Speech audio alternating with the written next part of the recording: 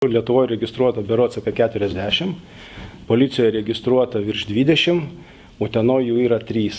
Tai tam, kad kažką tai pasiruošti, atsakyti, kokiu klausimu akcijos vykdomos, aš turbūt galvoju, kad akcijos rengėjai arba net pirmininkai turėtų informuoti vadovą ir kad, kaip ir sakot jūs, kad jis išeitų, turėtų ar savo nuomonę, pasisakytų dėl akcijos. Šiaip akciją vertinu kaip formą, tai teigiamai, galvoju, tai yra normalu. Piketas tai yra demokratinės formos išraiška, kokybė yra melas, populizmas ir įžeidinėjimas. Oficialiai kreipiausi į visas profsąjungas apie tai, kad jos man įvardintų, ką aš persekioju, konkrečiai pavardės, vardus, kokie yra priežastys, kad aš jas persekioju, kokie yra priimti nubaudimai ir dėl ko. Ir jeigu tai yra profesinės sąjungos narys, mes kiekvienu atveju kreipiamės raštu į profsąjungos skyrius, kad jie mum leistų ir suteiktų tokią dokumentaciją leidimą, ar mes, bausdami tą asmenį dėl jo veiklos, nepažeidžiam jo teises, kas liečia profesinės sąjungos. Jeigu yra ne populizmas, bet diskusija, aš tikrai šneku, pripažįstu savo klaidas, aš tikrai klystu, aš ne žmogus, bet gal sutarkim, kad vis dėlto yra įstaigos, yra įstatymai ir juos reikia vykdyti. Tai aš turbūt pamažu priejau prie to jūsų klausimo, o nuo kogi tas viskas prasidėjo. O prasidėjo nuo to fakto, apie tai, kad 16 metais buvo priimtas naujas vidaus reikalų statutas, reglamentuojantis mūsų veiklą, ir yra toksai skirsnis, kad mes turim, kiekvienas iš mūsų turi iki balandžio 10 su savo vadovais atlikti vertinamąjį pokalbį. Tai yra vertinama mūsų veikla. Ir čia tam procesui yra išrašyta statute ir taisyklės, ir išrašyta visa eiga, ir tai buvo viskas daroma.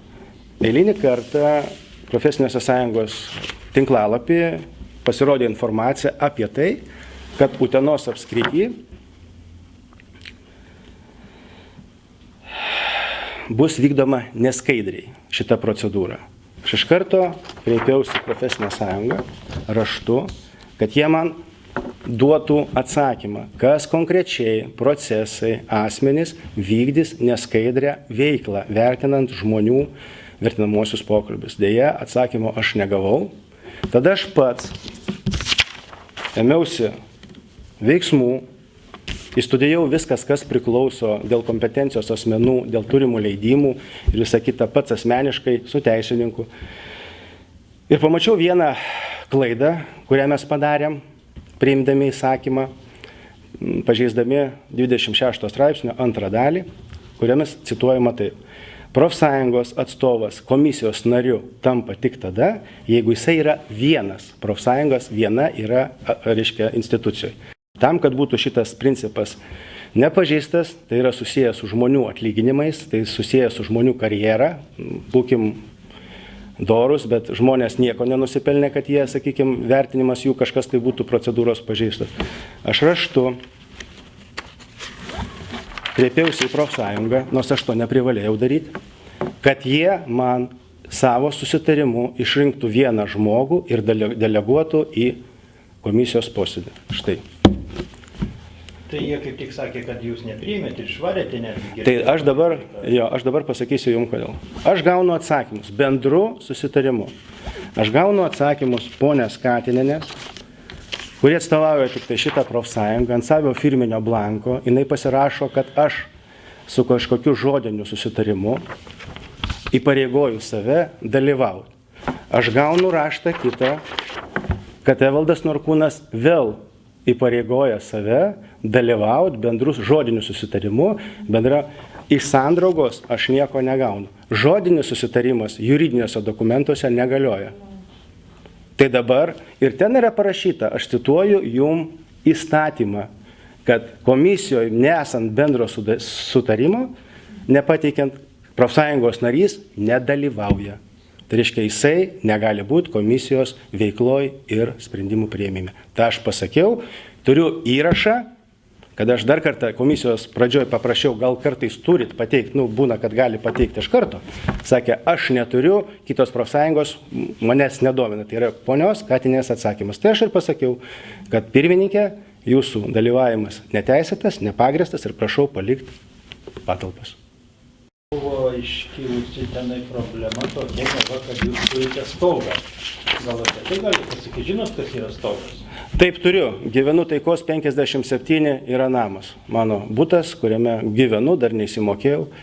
Tai šituo klausimu turiu. Perkeltinė prasme, aš dar kartą sakau, esu įstaigos šiai dienai vadovas. Stogas mano, tai yra Pernavas? Tai yra Aušros 22. Pernavas yra mano tiesioginis viršininkas, o virš Pernavo yra vidaus reikalų ministras, o toliau visi kiti dalykai. Jokių. Visi mes švogeriai. Lietuvoj, turbūt. Čia yra tikras melas, sakau, dėkim, mes negalima įžeidinėti žmonių, jeigu mes kažką tai turim, aš dar kartą sakau, dėkim ant stalo. Jeigu čia turbūt ir nebus žurnalistas, tas pats ir ponas Vytautas kartais nufotografuoja mus ir sako, žiūrėkit, komisarė, yra toks faktas. Sakau, taip yra. Taip būdavo, ar ne? Viskas. Jeigu kažkas tai būna kitų dalykų, taip mes pasiginčiam. Yra tam natūralu, nebus minčių, nebus kažkokių dalykų, bet tikrai neleisiu skaldyti kolektyvo, neleisiu save žemint, o priemonės teisinės ar neteisės čia aš pasilieku savo.